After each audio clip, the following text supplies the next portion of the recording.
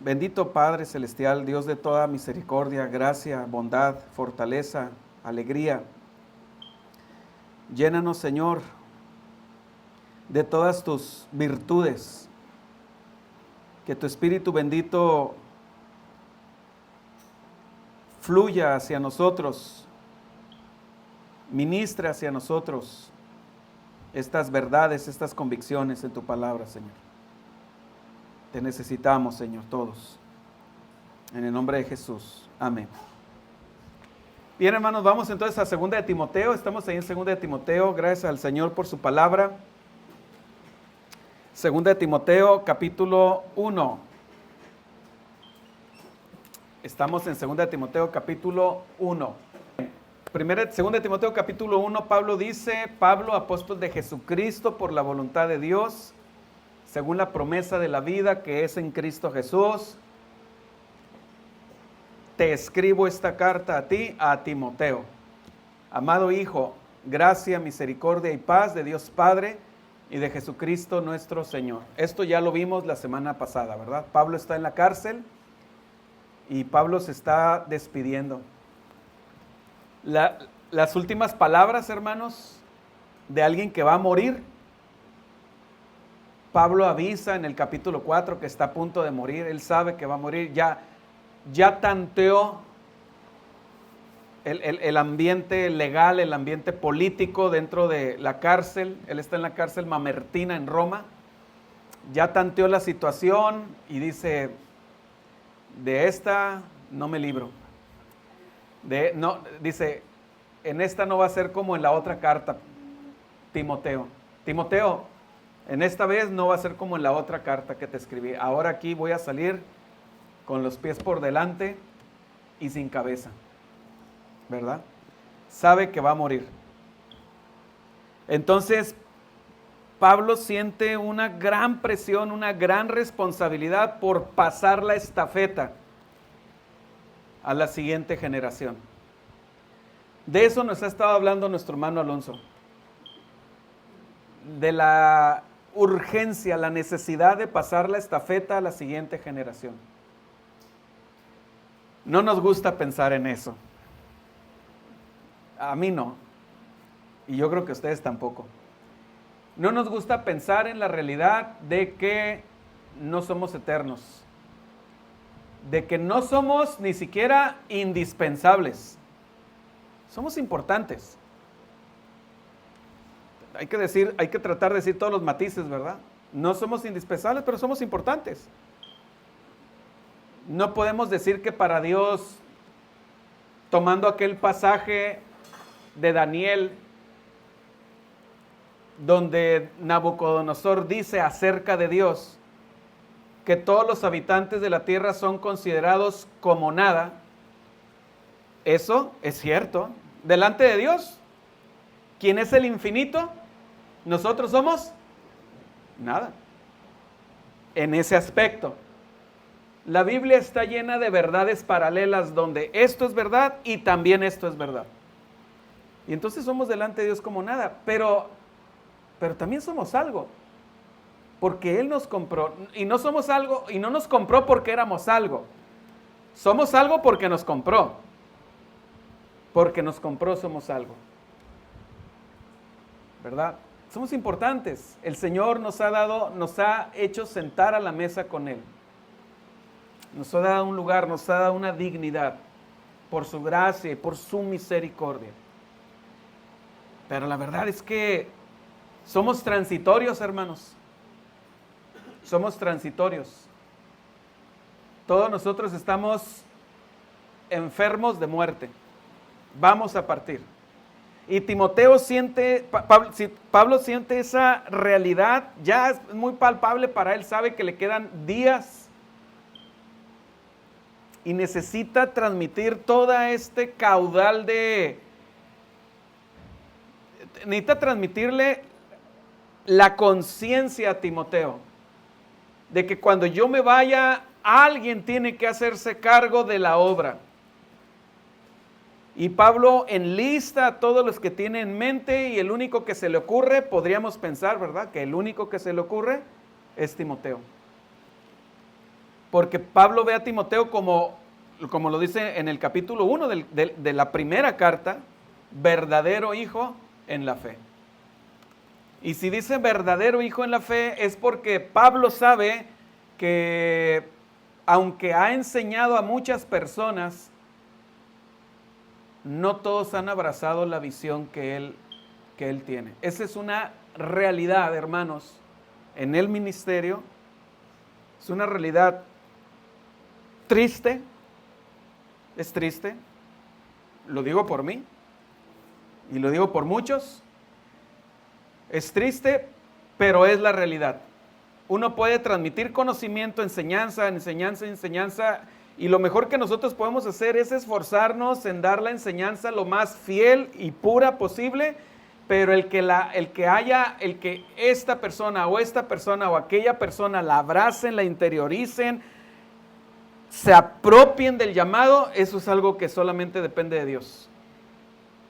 Solamente depende de Dios. Pablo está solo en la cárcel. Es más, veamos qué tan solo está. Vamos ahí mismo ahí en 2 de Timoteo, vamos al capítulo 4. Esta es una carta que es inevitable estarla cruzando con ella misma.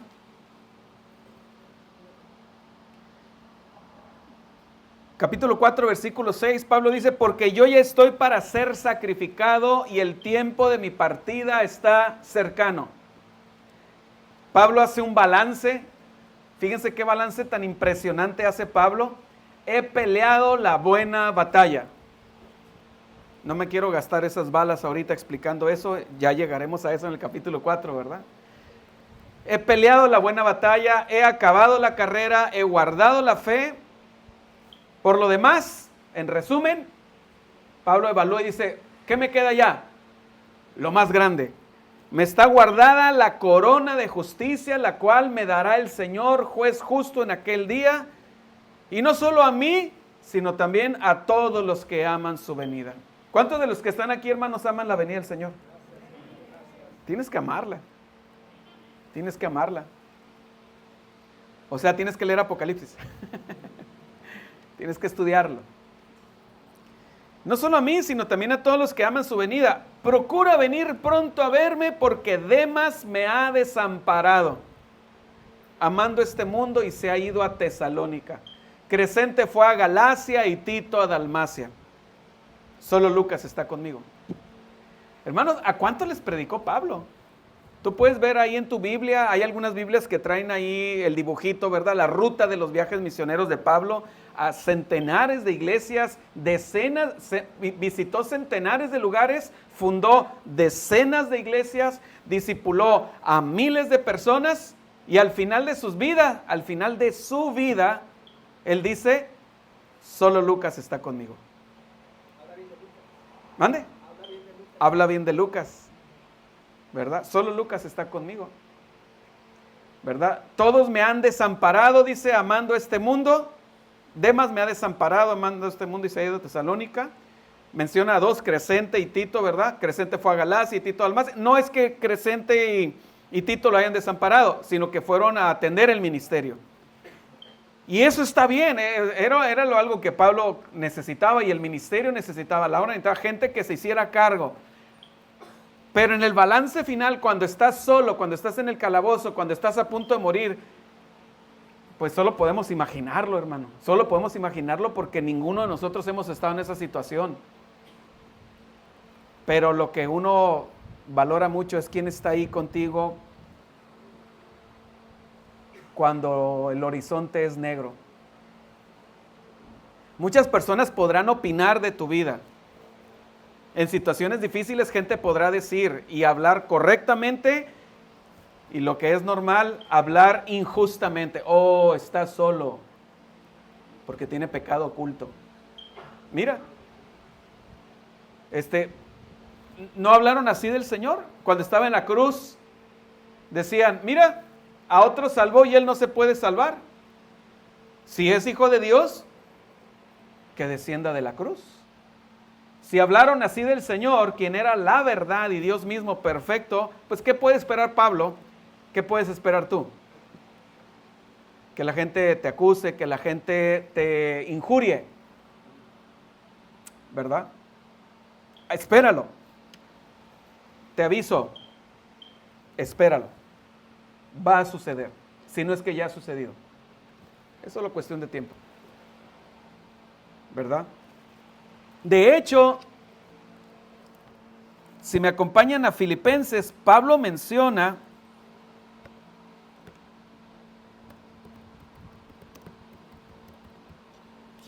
en Filipenses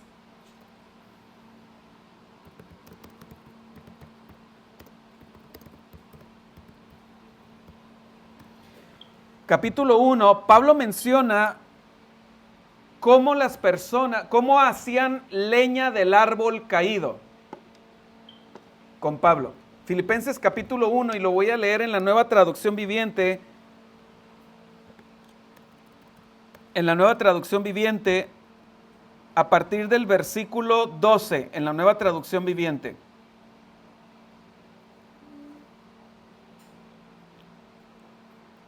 Además, mis amados hermanos, quiero que sepan que todo lo que me ha sucedido en este lugar ha servido para difundir la buena noticia. Ahorita les voy a dar una lista de lo que a lo que Pablo se refiere con todo lo que me ha sucedido en este lugar. Pues cada persona de aquí, incluida toda la guardia del palacio, sabe que estoy encadenado por causa de Cristo. Y dado que estoy preso, la mayoría de los creyentes de este lugar han aumentado su confianza y anuncian con valentía el mensaje de Dios sin temor. Imagínense.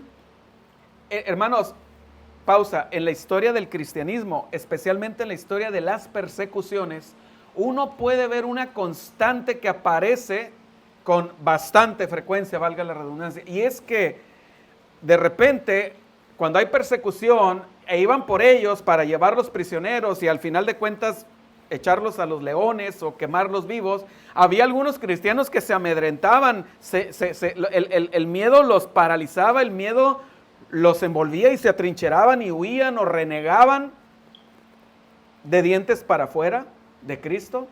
Pero cuando veían que sus hermanos estaban enfrentando con valentía la muerte y a sus acusadores, algo pasaba en ellos que se llenaban de valor y decían, no, yo también soy cristiano, yo también soy seguidor de Jesús, ¿verdad? Es cierto, versículo 15, que algunos predican acerca de Cristo por celos y rivalidad. Uno diría, pues, ¿cómo es esto, no? ¿Cómo es que predican a Cristo por celos? O sea, ¿por qué? ¿Qué los motiva? En el ministerio, hermanos, y por favor, no ubiquen cuando hablo, no piensen que estoy hablando de mí, estoy hablando de ti, estoy hablando de todos, de todo aquel que sirva a Cristo, va a haber personas que te van a envidiar. Esa es una realidad. Te van a envidiar. Va a haber personas que van a querer lo que tú tienes. Y se van a aprovechar de tus momentos de dificultad, de tus momentos de estar derribado, porque es solamente entre comillas que estamos derribados, y van a querer llevar agua a su molino. Ahí está. Es cierto que algunos predican acerca de Cristo por celos y rivalidad, pero otros lo hacen con intenciones puras. Estos últimos predican porque me aman, pues saben que fui designado para defender la buena noticia. Los otros no tienen intenciones puras cuando predican de Cristo. Lo hacen con ambición egoísta, no con sinceridad, sino con el propósito de que las cadenas me resulten más dolorosas. Más dolorosas. Se refiere a personas que se dieron cuenta que Pablo está en la cárcel y dicen, ahora es cuando me voy a quedar con su iglesia. A eso se refiere. Voy a ir por sus ovejas y me las voy a quedar yo. Pero esto no importa, dice Pablo. Sean falsas o genuinas sus intenciones. Fíjense, Pablo ve más allá de las intenciones. Pablo sabe que aun cuando las personas actúan incorrectamente, al final se cumple el propósito más grande. que Cristo sea anunciado. Dice, pero eso no importa, sean falsas o genuinas sus intenciones, el mensaje acerca de Cristo se predica de todas maneras. De modo que me gozo y seguiré gozándome, porque sé que la oración de ustedes y la ayuda del Espíritu de Jesucristo darán como resultado mi libertad. Esto es Filipenses, hermanos. Filipenses está escrito en la primera cárcel de Pablo en Roma, cuando fue encarcelado en cárcel domiciliaria. ¿Se acuerdan que les comentaba? Él ha sondeado la situación, sabe que va a ser liberado. Pero regresando a 2 de Timoteo, él sabe que ya no, en 2 de Timoteo. Sí. Sigamos leyendo en el capítulo 4, versículo 11. Solo Lucas está conmigo. Toma a Marcos y tráele contigo porque me es útil para el ministerio. Versículo 12. A Tíquico lo envía a Éfeso. Trae cuando vengas el capote que dejé en Troas en casa de Carpo y los libros, mayormente los pergaminos. Alejandro el calderero, en realidad se debe traducir como el herrero, me ha causado muchos males, el Señor le pague conforme a sus hechos. De todo esto voy a desarrollarlo, a desmenuzarlo cuando lleguemos al capítulo 4. Guárdate tú también de él, pues en gran manera se ha opuesto nuestras palabras. Escuchen esto, el versículo 16. En mi primera defensa, ninguno estuvo a mi lado, sino que todos me desampararon. No les sea tomado en cuenta.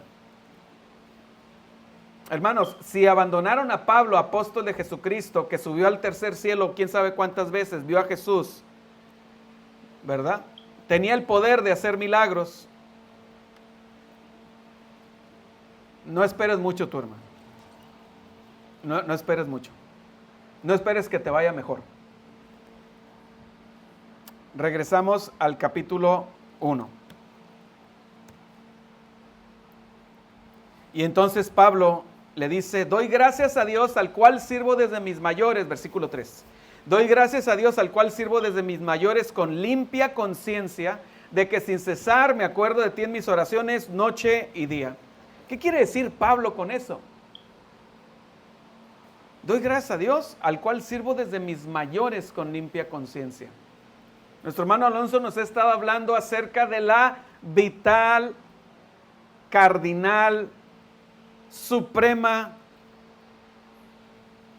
importancia de transmitir la fe a nuestros hijos, de inspirarles la fe. Pablo es un claro ejemplo de alguien que ha, si me permiten esta palabra, mamado la fe desde sus mayores, al cual sirvo desde mis mayores. Esta expresión bien se puede traducir como desde chiquito fui enseñado a temer a Dios.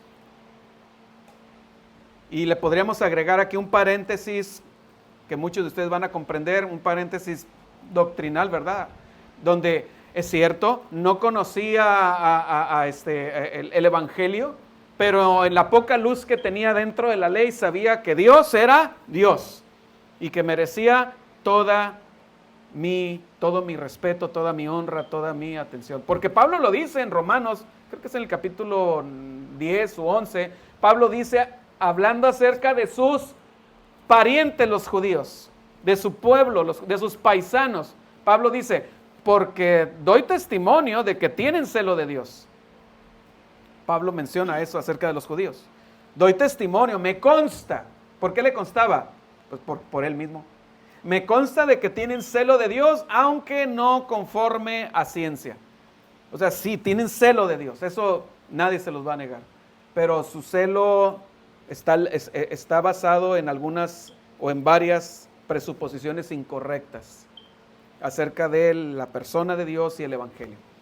Pero Pablo está diciendo, sirvo desde mis mayores, o sea, desde que yo era chiquito, con limpia conciencia. Ahora, cuando Pablo dice con limpia conciencia, no quiere decir, y para eso vámonos a 1 Corintios capítulo 4, 1 Corintios capítulo 4, para entender qué quiere decir con limpia conciencia.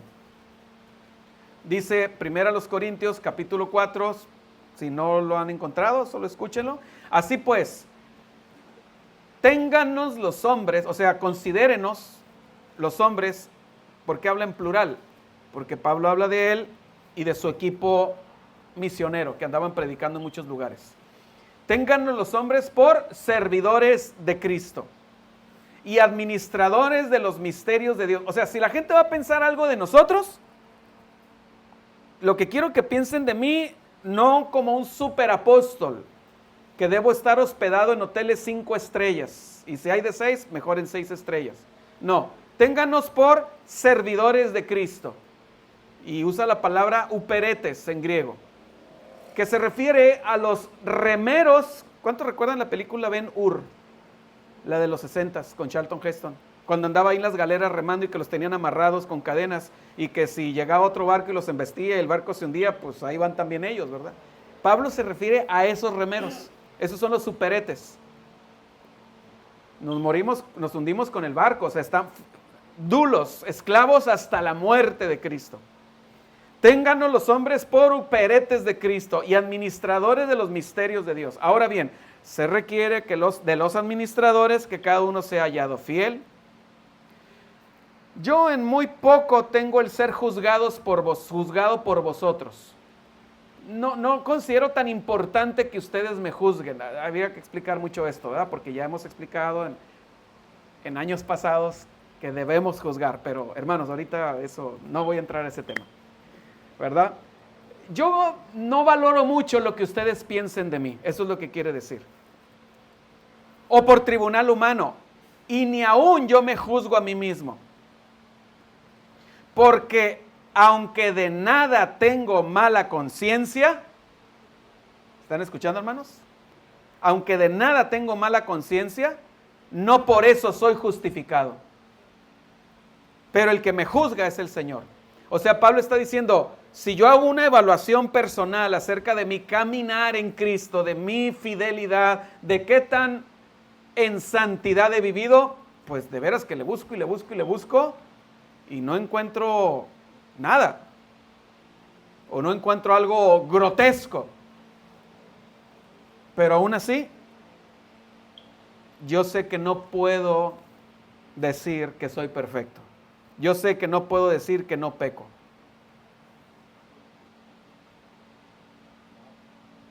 Es impresionante, ¿verdad? Esto que Pablo, es bien desafiante.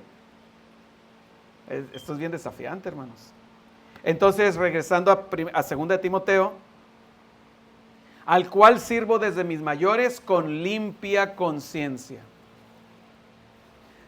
de que sin cesar me acuerdo de ti en mis oraciones noche y día.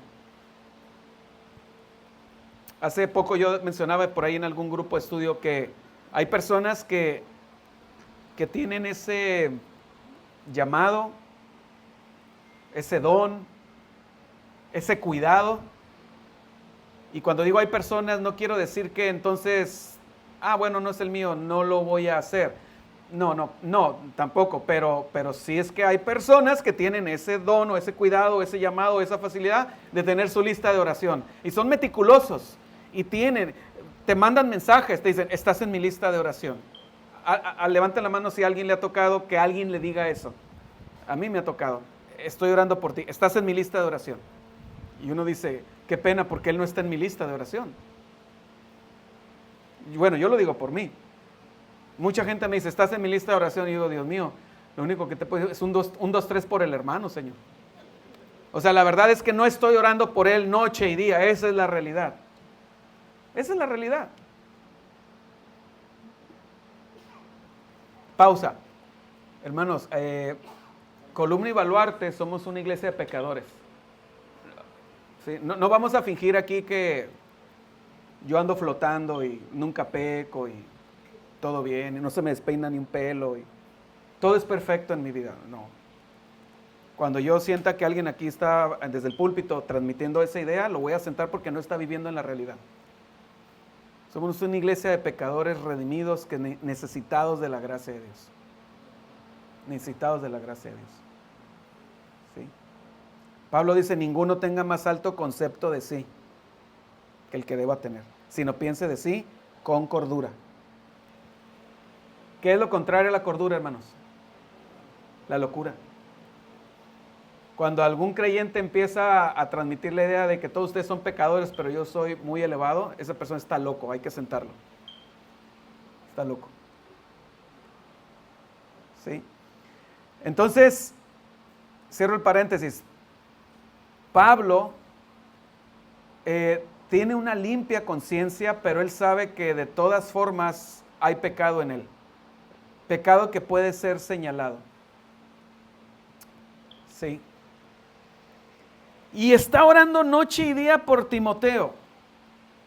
Yo en lo personal puedo decir que nomás a mí me da esto por temporadas. Por temporadas sí. Digo, ay, tengo que hacer eso. Y agarro mi cuadernito y empiezo a anotar, tengo que orar, y estoy orando. Me dura 2, 3, 4 meses y luego lo abandono y lo olvido y lo dejo de hacer. Y al año siguiente me vuelvo a acordar y otra vez lo vuelvo a hacer. Pero qué importante es y qué hermoso es saber que que estás en la mente de alguien, que estás en los pensamientos de alguien, que estás en el clamor de alguien. Todos los que estamos aquí, alguna vez hemos estado en la oración de alguien. Ya sea por un día, por una semana, por un mes o por una temporada. Pablo dice, orad sin cesar. Pablo dice en Efesios, orando en todo tiempo con toda oración y súplica en el Espíritu y velando en ello con toda perseverancia y súplica por todos los santos, dice Pablo en Efesios capítulo 6, dice, estoy orando por todos los santos, Pablo le dice a los efesios, les reconoce que ellos están haciendo eso por todos los santos y dice, oren por todos los santos y por mí, dice Pablo, oren por todos los santos, nomás que no me les olvide yo, también oren por mí. Oren por mí. ¿Por qué, hermanos? ¿Por qué Pablo está pidiendo que oren por él? Y es que Pablo, hay un mensaje, hermanos, no quiero decir que es un mensaje secreto, para nada, ni oculto, pero el mensaje, uno de los mensajes que se transpiran en 2 de Timoteo, desde el primer versículo hasta el último versículo de 2 de Timoteo, es que el ministerio es una guerra, una batalla a muerte. Una vez más, cuando digo ministerio, no digo, entonces nomás aplica al pastor porque yo no me dedico al ministerio. No. Aplica para todo aquel que es un soldado de Jesucristo. Simplemente basta con que leas 2 de Timoteo capítulo 2 versículo 1. Tú pues, hijo mío, esfuérzate en la gracia que es en Cristo Jesús. ¿Cuántos de los que están aquí están en la gracia? Amén. Pues si estás en la gracia, te tienes que esforzar. Y si lees los siguientes versículos, habla de el labrador para participar de los frutos debe trabajar primero. Todo el que lucha como atleta no es coronado, sino lucha legítimamente. Habla de los soldados, de los que están en la guerra. Y la epístola transpira y transmite constantemente la idea o la realidad de que la vida cristiana es una guerra, una batalla. Una batalla, hermanos. Hay una canción antigua que dice más o menos así, no la voy a cantar, no se preocupen, la voy a decir. No quiero que nadie se desanime del evangelio. Dice, cuando te enrolaste, no te imaginabas cuánto te iba a costar, ¿verdad? Todos estamos familiarizados con la imagen del cristiano que se acaba de convertir a Cristo y anda flotando en las nubes. Todo es color de rosa, quiere evangelizar a todos, las piedras, al vecino, a los demonios los quiere convertir a Cristo. Y dice, la vida cristiana es maravillosa, maravillosa. Ay, mi Señor, cuánto te amo, Señor. Y entonces sigue diciendo la canción, ¿verdad? Cuando te enrolaste no te imaginaste cuánto te iba a costar. Al enfrentar la primera prueba no supiste cómo reaccionar. Y en medio de la lucha piensas que cometiste algún terrible error. Pero si no te gusta la guerra, ¿por qué te uniste al ejército del Señor? Es una guerra, hermanos. Quiero mostrarles el calibre de la guerra según Pablo. Pablo presenta su propia vida, en la cual nos podemos reflejar en una o en otra cosa, o en 3 cosas, o en 10 cosas. La presenta como un guión de una película que debería llamarse mi nombre es peligro. De hecho, hay una película de los 90 que se llama así, Mi nombre es peligro. En 2 Corintios, Pablo dice en el capítulo 11, de hecho, fíjense el título que le pusieron las editoriales, Sufrimientos de Pablo como apóstol. 2 de Corintios 11, 16. Otra vez digo, que nadie me tenga por loco. O de otra manera, si me van a considerar loco, pues recíbame como loco, con la paciencia que se le tiene que recibir a un loco, con la paciencia con la que se tiene que convivir con un loco, para que yo también me gloríe un poquito. Lo que hablo, ¿por qué dice eso? Pablo siempre dice que el gloriarse, el presumir de algo es de locos. Y entonces Pablo dice, pues ¿saben qué? Voy a presumir. Entonces está bien, acepto, soy loco, porque tengo que presumirles de algo. Y si de algo les voy a presumir,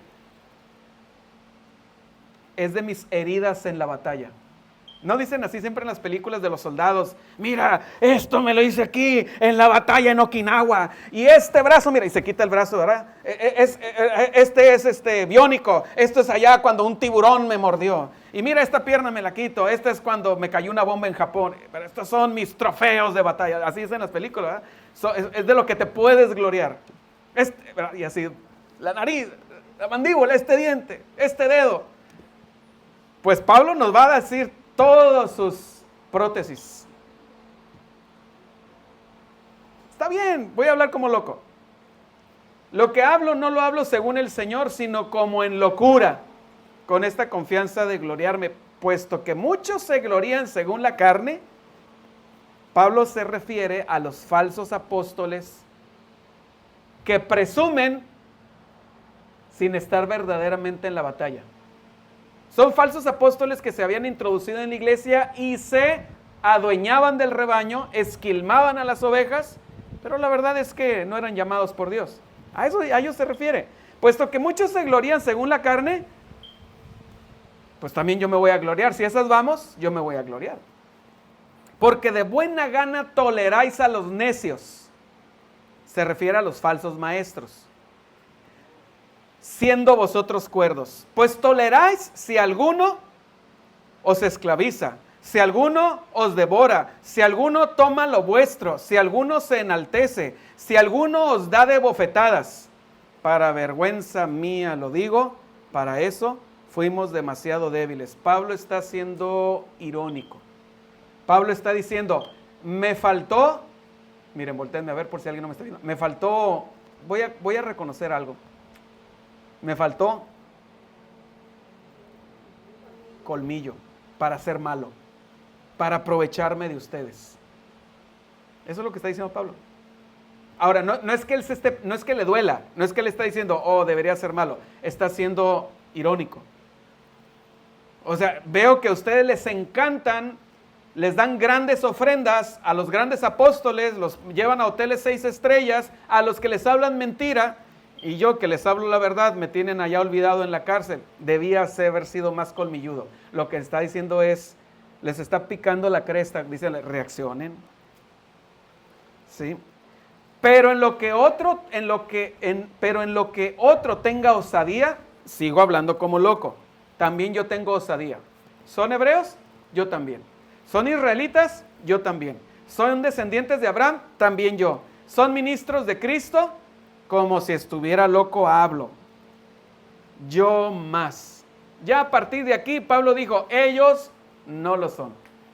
Serán hebreos, serán israelitas, serán descendientes de Abraham, pero no son de Cristo.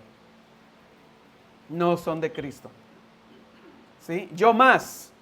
En trabajos más abundante, en azotes sin número, en cárceles más, en peligros de muerte muchas veces. De los judíos 5 veces he recibido 40 azotes menos 1. 3 veces he sido azotado con varas. 1 vez apedreado. 3 veces he padecido naufragio. 1 noche y 1 día he estado como náufrago en alta mar. En caminos muchas veces, en peligros de ríos, peligros de ladrones, peligros de los de mi nación, peligros de los gentiles, peligros de la ciudad, peligros en el desierto, peligros en el mar, peligros entre falsos hermanos. Mi nombre es peligro. ¿Quieres acompañarme al ministerio? ¿Quién quiere acompañarme al ministerio?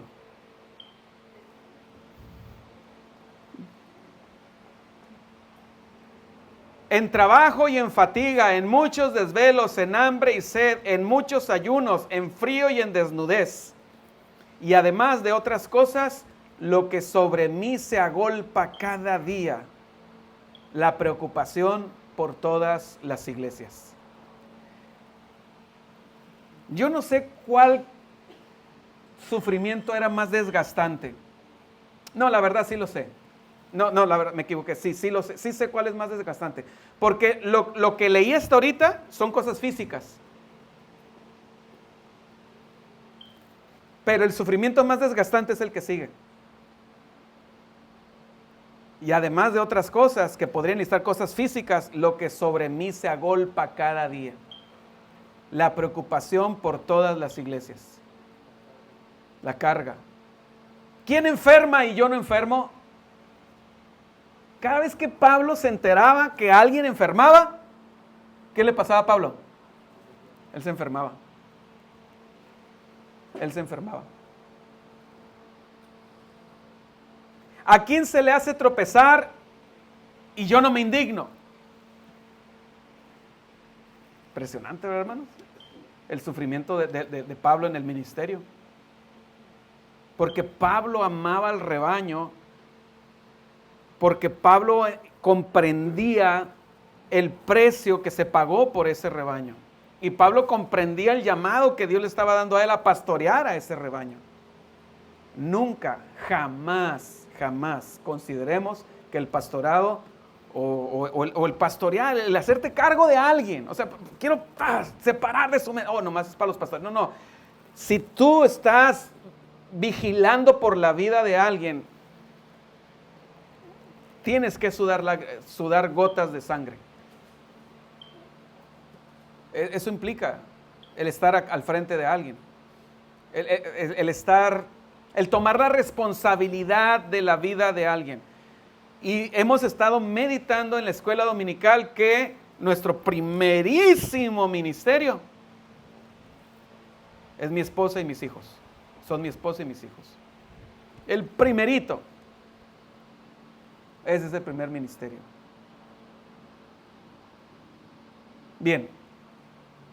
¿Por qué mencioné todo esto? Porque esta realidad está presente en toda la epístola de principio a fin. Porque Timoteo ya es consciente del costo del ministerio y Timoteo se está amedrentando. ¿Saben cómo funciona segunda de Timoteo? Como cuando, ¿se acuerdan cuando estábamos en casa, ¿no? En aquella época, bueno, igual también funcionaría hoy, pero vamos a traerlo a aquella época de los teléfonos, ¿verdad? ¿Se acuerdan los teléfonos de los 80s? Con aquel cordoncito así de acordeón, ¿verdad?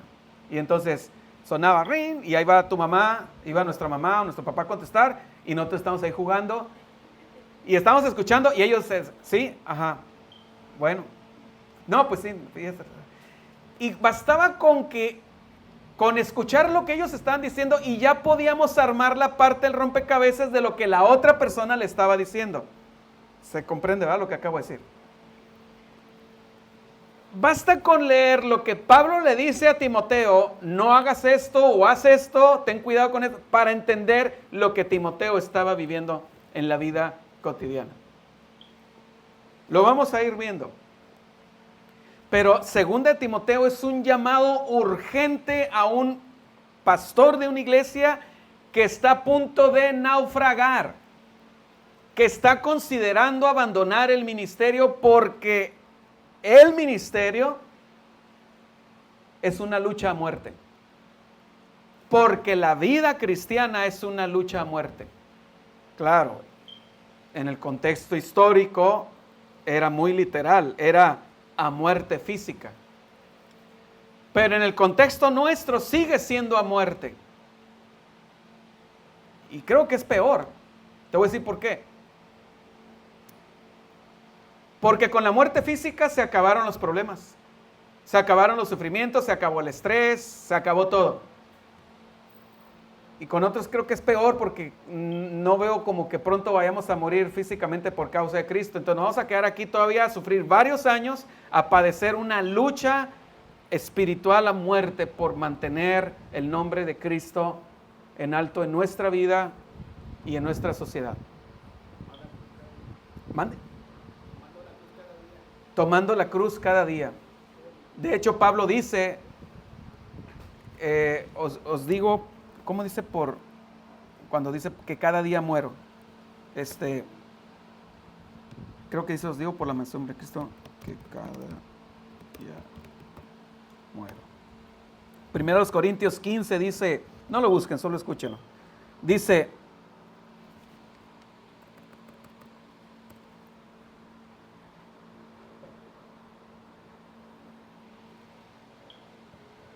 de hecho, pues también aquí Pablo, ¿no? Está hablando acerca de las dificultades de la vida cristiana. 1 Corintios 15 dice, si no hay resurrección, ¿qué sacan los que se bautizan por los muertos? Bueno, eso es otro tema.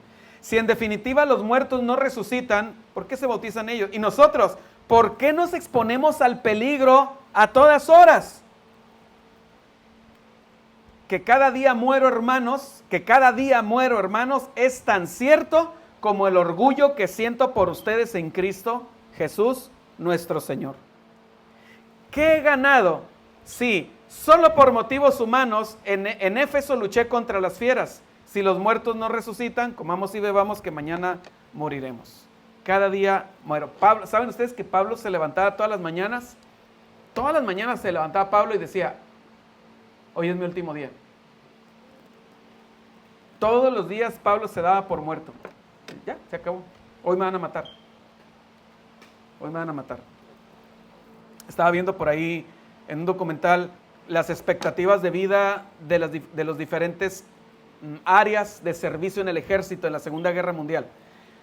En la Primera Guerra Mundial. Y en la Primera Guerra Mundial la expectativa de vida de los aviadores, de los pilotos de avión, era de 2 semanas. Esa era la expectativa de vida. Los que estaban en el frente de batalla era de 3 semanas a 1 mes, los de infantería. O sea, imagínate que te enrolan y te dicen, ok, tú eres apto para la infantería. Ok, bueno, considérate que de 1 mes no pasas. Oye, tú vas a ir a pilotear aviones. De hecho, los hacían, eso pasaba siempre y no sé, creo que hasta la fecha pasa, que cuando se enrolan en el ejército ya tienen que tener escrita una carta de despedida para sus familiares. Te quedan 2 semanas. ¿Verdad? Pablo dice, cada día muero. Cada día muero. Y entonces Pablo le dice, regreso a 2 Timoteo capítulo 1, versículo 3, doy gracias a Dios, al cual sé de mis mayores con limpia conciencia de que sin cesar me acuerdo de ti en mis oraciones noche y día. ¿Por qué? Porque Pablo es consciente de la guerra a la que se está exponiendo Timoteo. Tú tienes que estar orando noche y día por alguien, hermano. Y te voy a decir por quién es en primer lugar. Ya saben por quién es, ¿verdad? ¿Por quién es, mi hermana Verónica? Por tus hijos. Noche y día. Por tu esposa, si no es salva. Por tu esposo, si no es salvo. Noche y día. Tienes que estar orando. Todos los días. No, pero que van a la iglesia. Acuérdate que el que va a la iglesia no significa que son salvos. Podríamos decir en teoría, y solo en teoría, que podríamos dejar de orar por nuestros hijos cuando vean que su fe es personal. En teoría. Pero tenemos que estar orando por tus hijos, por nuestros hijos noche y día. Y por aquellos de tu familia que tú sabes que no les ha resplandecido el evangelio. Noche y día. ¿Verdad? ¿Te pasa? ¿Vas manejando? Señor, te ruego por mi esposa, te ruego por mis hijos, te ruego por mí, ten misericordia, sálvalos, Señor, rescátalos, resplandece tu evangelio en ellos. Andas en el supermercado, ¿verdad? Así funciona esto en la vida cotidiana. Andas en el supermercado, en la lista aceite, ¿verdad? El huevo, mi hijo, mi hija, mi esposo, Señor, ten misericordia. ¿No dice así Pablo? Orad sin cesar. En Efesios capítulo 6, orando en todo tiempo con toda oración y súplica en el Espíritu. Y velando en ello con toda perseverancia y súplica. por todos los santos. Pablo está orando noche y día, porque sabe que Timoteo está allá en la trinchera o está manejando un avión y sabe que le quedan 2 semanas de vida. Sabe que el fuego está directo sobre él. Y a veces, hermanos, el fuego se siente más dentro de la iglesia que afuera. O sea, a veces en el ministerio, no a veces, bastantes veces, el fuego se siente más tupido adentro. Porque aquí no tenemos en la puerta a ateos, agnósticos, al gobierno queriendo cerrar y clausurar. Todavía no, creo que faltan unos 20 años todavía para que eso pase. Pero adentro se siente. Deseando verte, al acordarme de tus lágrimas para llenarme de gozo. Parece ser, esto es un poquito como lo que les dije del teléfono, ¿verdad? Escuchamos a Pablo decir esto en el teléfono y tenemos que deducir lo que está diciendo la otra persona. Y parece ser que en algún momento se despidió de Timoteo. De la última vez que se despidió de Timoteo, Timoteo empezó a llorar bastante. Y lo vemos, de hecho lo vemos en Hechos capítulo 20, algo muy similar. Si me gustan acompañar a Hechos capítulo 20, podemos ver algo muy similar de cuando hermanos se están despidiendo de Pablo. Hechos 20:13, si ven el título de Hechos 20:13, dice: Pablo se despide de los líderes religiosos de Éfeso. Y si nos vamos hasta el versículo 39,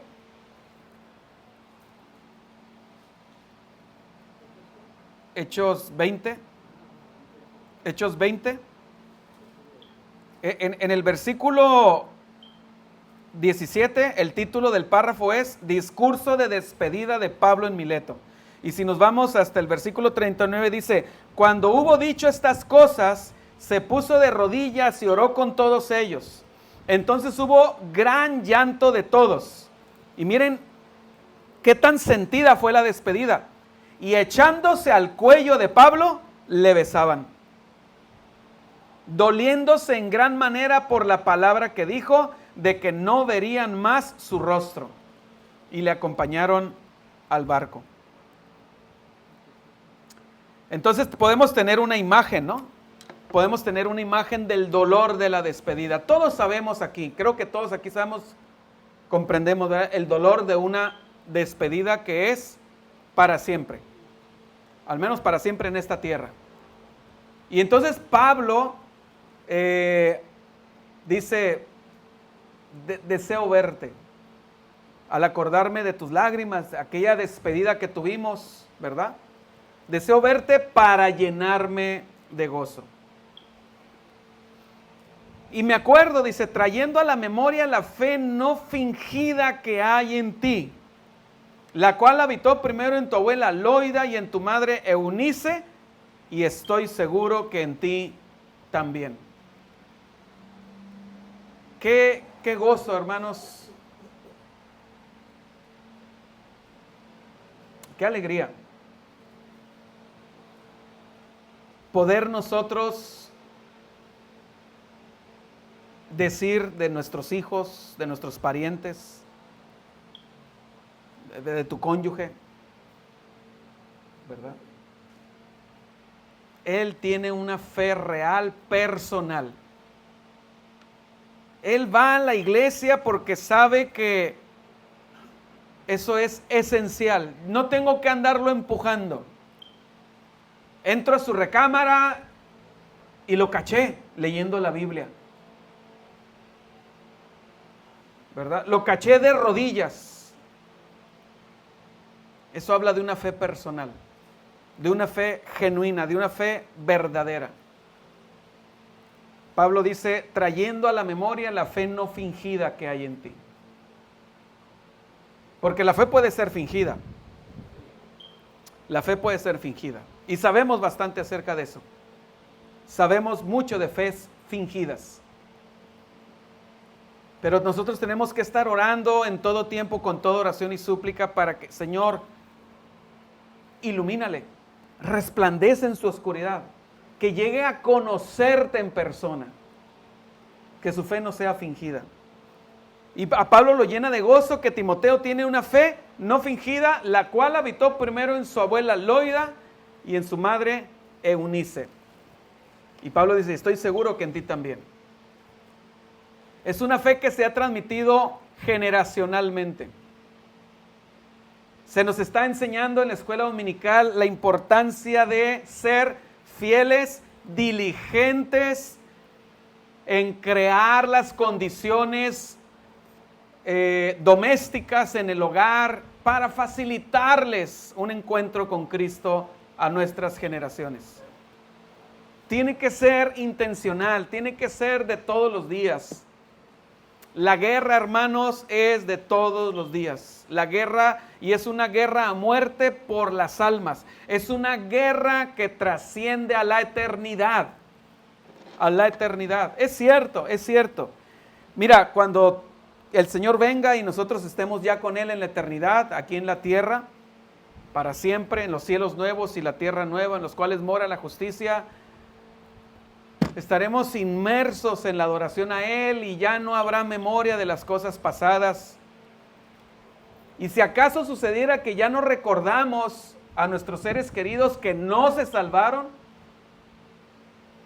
¿verdad? Si acaso sucediera que no los recordamos, si acaso sucediera que los recordamos, eso no va a disminuir nuestro gozo en adoración.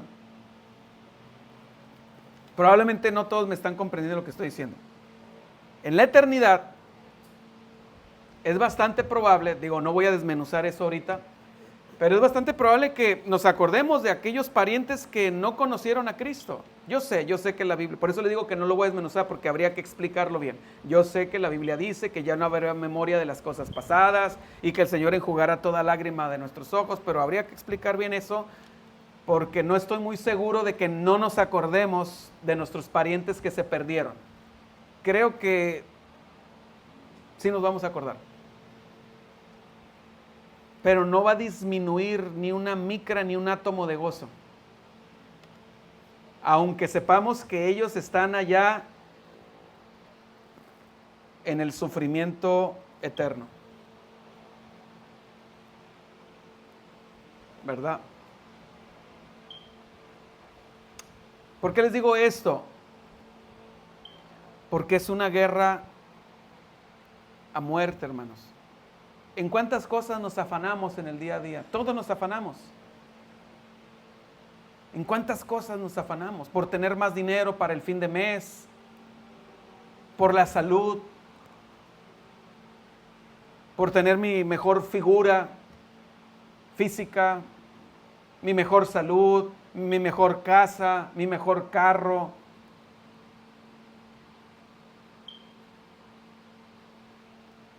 Debe desgastarte, debe consumirte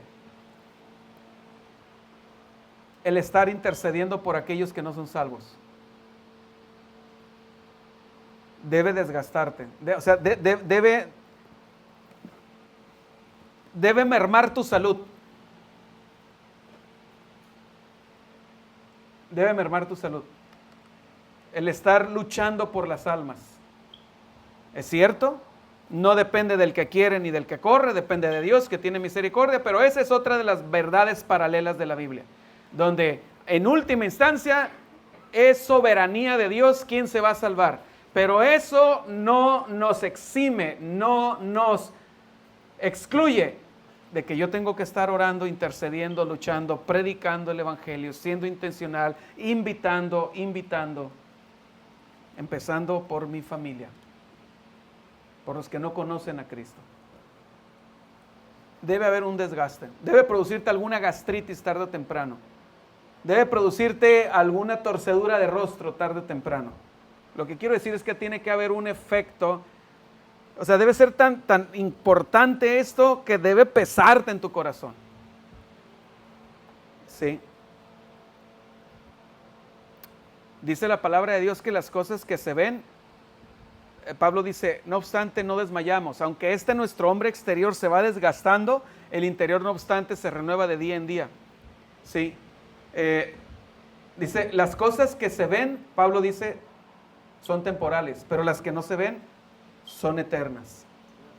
Son eternas. Por eso nuestra meta y nuestro impulso debe ser de llevar a nuestras generaciones a Cristo, llevarlos a Cristo. Lo que una generación tolera, la siguiente lo abraza. Y aquí estoy hablando del pecado. Lo que una generación tolera, la siguiente va a ir más allá y la otra más allá. Bueno, igualmente en la justicia. Lo que nosotros valoramos, lo que nosotros amamos, lo que nosotros mostramos a nuestros hijos, a nuestra familia, públicamente, que para nosotros es importante, ellos lo ven y ellos también quieren abrazar eso. Quieren abrazarlo. Tú no le puedes decir a tu familia, es importante que vayas a la iglesia. No puedes decirles eso y tú no eres constante en congregarte. Te estás descalificando a ti mismo. ¿Mande? Sí, estás afectando a la persona, pero además les estás diciendo, la vida cristiana no es genuina, no es verdadera, es solamente de dientes para afuera. Estás mandando dos mensajes, exactamente. Tú no puedes decirle, Cristo es lo más importante, y nunca abres la Biblia en tu casa, o de perdida lo sientas a ver una película ¿cuántas películas hay? Está el Evangelio de Mateo, el de Marcos, el de Lucas, el de Juan, están ahí. No puedes hacer eso. O sea, para que la fe no sea fingida, porque Pablo dice, me acuerdo de tu fe no fingida. ¿Qué vio Timoteo en su abuela Loida y en su madre Eunice que hicieron que él tuviera una fe no fingida, una fe genuina, una fe verdadera? Dieron congruencia. Dos palabras, congruencia y constancia. Porque tú puedes ser congruente una vez al año. No sirve de nada. Tienes que ser congruente y constante. Constante.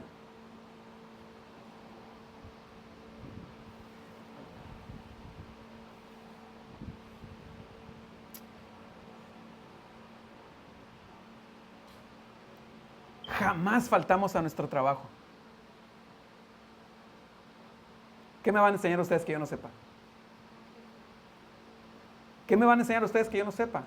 Yo sé lo que es trabajar con un horario y con un patrón. Jamás faltamos a nuestro trabajo. Aunque tengas que irte corriendo. Yo sé lo que es no tener carro y que el autobús no pasa, pero me voy corriendo, pero yo llego al trabajo. Disculpen si soné grosero con lo que dije de qué me van a enseñar. Lo que quiero decir es que, porque dije esto porque tal vez ustedes se acuerdan que yo les he dicho que mi forma de trabajar es así como temporal aquí o allá, pero yo he trabajado, yo fui maestro en el colegio inglés 7 años, entraba a las 7 de la mañana, tenía un horario, ¿verdad? Trabajé en la normal Colegio Ensenada, tenía un horario, o sea, yo sé lo que son los horarios y el compromiso, y le da a uno miedo faltar a su trabajo. ¿Por qué tenemos en tan poco faltar a la iglesia? Es que el carro esto, el carro aquello, la casa. Cuando a veces personas me dicen, no voy a ir a la iglesia porque me llegó visita.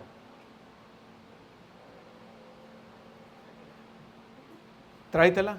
O déjalos ahí, diles, mira, aquí están los vasos, aquí está el agua, abre el refrigerador, la casa está para ti, pero yo voy a la iglesia. Yo y mi casa serviremos a Jehová. No estoy diciendo que si un día faltas a la iglesia eres pecador, no estoy diciendo eso. Espero que todos estén comprendiendo lo que quiero decir. Pastor, no vamos a ir a la iglesia, nos vamos de vacaciones. Gloria a Dios, es bien espiritual que te vayas de vacaciones. No estoy siendo sarcástico, es muy espiritual que te vayas de vacaciones, es bien espiritual. Tan espiritual como ir a la iglesia. Pero si tú estás sistemáticamente, o sea, tú dices, no, es que algo pasó, los planetas se desalinearon, no puedo ir a la iglesia. Pues haz los que se alineen los planetas. Agarra el taxi, agarra el Uber, vete corriendo, pide ride, te ve a la iglesia. Algo haz. Lee la Biblia. No puede ser que una semana pase en casa sin que se abra la Biblia, sin que se vea una película, sin que un documental, un libro de MacArthur, de Archie Sproul, de Nancy DeMoss, algo tienes que leer. Es intencional, esto es una guerra a muerte. Nos va a caer el 20 ya que estemos en la eternidad. Cuando estemos en la eternidad nos vamos a dar cuenta, va a ser como la escena final de la lista de Schindler. ¿Recuerdan la escena final los que vieron la lista de Schindler? Oskar Schindler, un nazi que tenía mucho dinero, y hay un momento donde él se aprovecha de los judíos, esclavos, judíos trabajando. Él era un empresario, judíos trabajando para él. Él no pagaba sueldos. El sueldo de ellos era que no los mataran ese día. Mientras estuvieran en la fábrica de Oskar Schindler, no los mataban. Ese era su sueldo. Pero hay un momento en el que él ve una situación ahí y su corazón es movido a misericordia y empieza a contratar judíos para salvarles la vida. Y empieza a pagarle a los nazis, a las SS, les empieza a pagar por judíos. Y le llega un recadito por acá de una mujer: me he enterado que usted es una buena persona. Mire, mis papás ya están grandes. Si los ven en la calle, como ellos ya no son mano de obra importante para el régimen nazi, los van a matar a mis papás. Por favor, contrátenos. Y él empezaba a contratar así judíos. Al final los nazis pierden la guerra, ¿verdad? Los aliados entran a Alemania, los rusos por el este, los ingleses y los estadounidenses por el oeste, y él dice: yo soy miembro del partido nazi, me van a enjuiciar. Y está rodeado de los judíos que él salvó. Y empieza a pensar: ¿cuánto dinero despilfarré en fiestas? Con ese dinero de esta fiesta pude haber comprado 5 judíos. Sí. Se quita un fistol, un prendedor del partido nazi de oro. Un judío. Me hubieran dado un judío por esto. El Rolls Royce. 5 judíos. 5 vidas más. Y su contador, Isaac Stern, le dice: no, hiciste demasiado. Mira, todos los que salvaste. Dice: no, pude haber hecho más.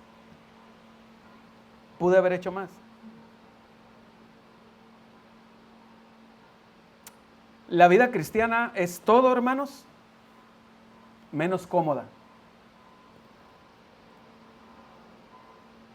Hay una gran dimensión de incomodidad. Pablo le está diciendo a Timoteo en el versículo 6: por lo cual tienes una fe no fingida, es verdadera tu fe es real, la eternidad te está esperando, por lo cual te aconsejo que avives el fuego del don de Dios que está en ti por la imposición de mis manos. Avívalo, se está apagando, estás titubeando, te estás amedrentando, te estás creando tormentas en tu mente para no seguir, para no mantener la llama viva, para no tomar la estafeta. Termino con esto. El pastor MacArthur siempre cuenta en sus predicaciones una anécdota que él vivió, donde en su juventud, algunos de ustedes saben que el pastor MacArthur le gustaba mucho el deporte, le gustaba el fútbol americano, pero también hacía carrera de relevos. Y entonces estaba en la preparatoria y se anota para una carrera de relevos, donde son 4 relevos, ¿verdad? Un equipo de 4 relevos, y dice que él era el tercer relevo. O sea, corría la primera, el primer corredor, le da la vuelta, luego le entrega la estafeta al segundo, y luego le entregan a él, a MacArthur, y ya, van corriendo, y le entregan a él la estafeta. Él es el tercer lugar, así es que él se la va a entregar al último corredor. Y dice que él corrió como nunca había corrido. Y cuando le entrega la estafeta al otro, arranca, sale disparado el cuarto corredor, y a los pocos metros se detiene. Y MacArthur dice: ¿Qué es esto? Ya ven cómo hablaba MacArthur, ¿no? ¿Qué es esto? ¿Qué está pasando aquí? Dice que corrió por el medio del campo al otro lado, donde estaba el cuarto corredor que se detuvo en seco. Y le dice: ¿por qué te detuviste?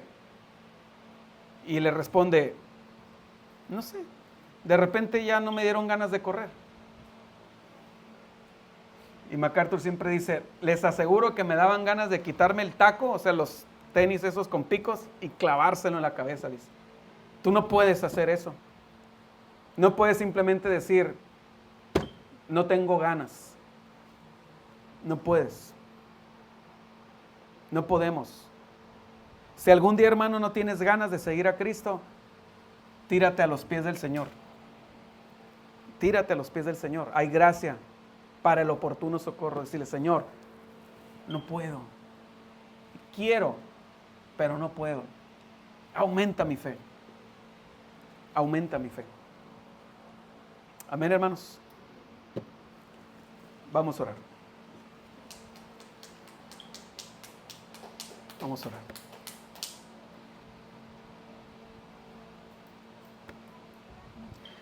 Padre bendito, ¿a quién iremos, Señor? No conocemos a nadie más que sea verdadero como tú. No conocemos, no hay otra luz en este mundo, no hay otra puerta, no hay otro buen pastor, no hay otro camino, no hay otra verdad. Nada de eso nos atrae. Hay muchos caminos, Señor, hay muchas puertas, hay muchas verdades. Hay muchos lobos disfrazados de pastores. Pero nosotros te hemos conocido a ti porque tú, Señor, resplandeciste sobre nosotros. No queremos a nadie más. A nadie más tenemos en la tierra ni en los cielos, sino solo a ti, Señor. Ayúdanos, Señor, a perseverar. Porque la carne es débil. Pero tú, Señor, eres poderoso en nosotros. A ti la gloria, Señor. Ayuda a cada uno de mis hermanos que está aquí. Ayuda a esta iglesia, Señor.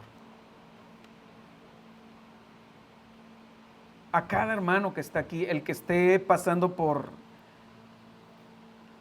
alguna dificultad tan grande que lo esté asfixiando esa dificultad, ayúdalo, Señor. A que se aferre a ti, Señor. Porque tú eres lo único que es verdadero, genuino, trascendente y estable en este mundo. Esta vida, Señor, vale la pena vivirla por ti. Y vale la pena morir por ti cada día, Señor. En el nombre de Jesús. Amén.